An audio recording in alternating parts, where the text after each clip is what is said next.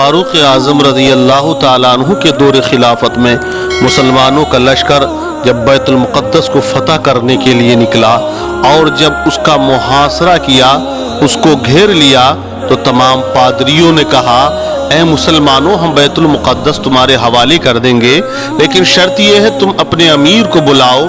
हज़रत अमीरुल मोमिनीन रज़ियल्लाहु ताला अन्हु खुद उस जंग पर पहुँचे। फारूक आज़म पर नूर इलाही और हकीकत के आसार नुमाया देखकर दिल से उनके कायल हो चुके थे।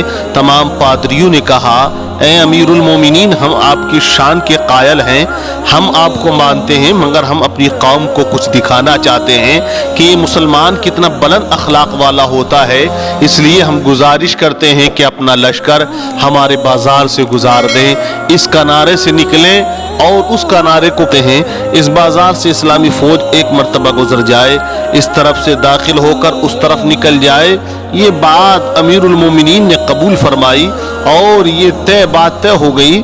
और ये बात तय हुई कि उन लोगों ने शहर का बाजार खूब आरास्ता किया, उसमें हर किस्म की अशिया मुहैया की, हर एक मकान पर एक खूबसूरत हसीना और जमीला औरत को बिठा दिया और बाजार को मर्दों से बिल्कुल खाली कर दिया। औरतों को हुक्म दिया कि इस्लामी फौज बाजार में दाखिल हो तो वो जिस चीज़ की ख्वाहिश करे उनको बिला झिझक, बिला तामुल, बिला ताखीर के उनको वो दे दी जाए। वो जिस तरह की पेशकश करें उनकी पेशकश को फौरन कबूल कर लिया जाए और उनको अपनी तरफ माइल करें। ये सब इंतज़ाम मुकम्मल हो जाने के बाद फिर मुसलमानों से कहा गया कि इस्लामी फ़ौज को इस बाज़ार से गुज़रने का हुक्म दे दिया जाए। इधर इस्लामी फ़ौज बाज़ार से गुज़रने के लिए तैयार है तो सिपा सालार ने कुरान पाक की आयत करीमा पढ़ी, कुल लिल मुमिनीना यग़ुज़्ज़ू मिन अबसारिहिम, मोमिनों से फरमा दीजिए वो अपनी नज़रें झुकाकर चलें, वो अपनी पेशानी को झुकाकर चलें, वो अपनी निगाहों को झुकाकर चलें, वो अपनी निगाहों को पस्त करके चलें। इस एक आयत के सुनने के बाद ये असर दिखा इस्लामी फौज पर कि बाजार में नजरें नीची किए हुए दाखिल हुए और एक किसी सिपाही ने भी नजरें उठाकर नहीं देखा, नजरें उठाकर ना देखा, यहाँ तक ये तक नहीं देखा यहाँ कौन है और वो क्या कर रहा है।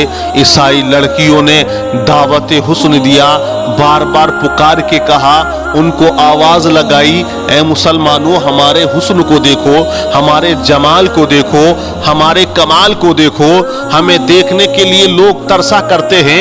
एक हम हैं, आज तुम्हारे लिए सजे हुए हैं और तुम नजर उठाकर नहीं देख रहे हो। एक झलक तो देख लो, एक नजर भरकर तो देख लो।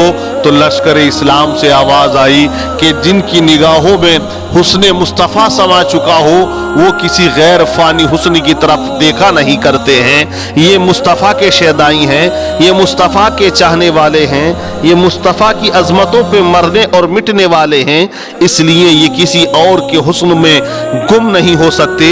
इनकी नज़र किसी और गैर महरम औरत पर उठ नहीं सकती है।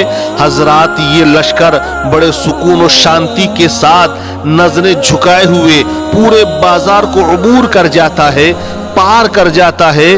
बैतुल मुक़द्दस में रहने वाले पादरियों ने ये देखा, अपनी कौम से कहा कि जिस कौम के उम्मतियों का किरदार का आलम यह है, जिस कौम के मुसलमानों के नौजवानों के करैक्टर का आलम यह है, उनकी पाकीज़गी का आलम यह है, तो उनके रसूल की पाकीज़गी का आलम क्या होगा, उनके मजहब की पाकीज़गी का आलम क्या होगा। इसलिए मुसलमानों से बढ़कर अखलाक किसी का नहीं है, इनसे ज़्यादा तक़द्दुस वाला कोई नहीं है। बैतुल मुक़द्दस मुसलमानों के हवाले कर दिया गया तो मुसलमान बड़ा बुलंद अखलाक वाला होता था।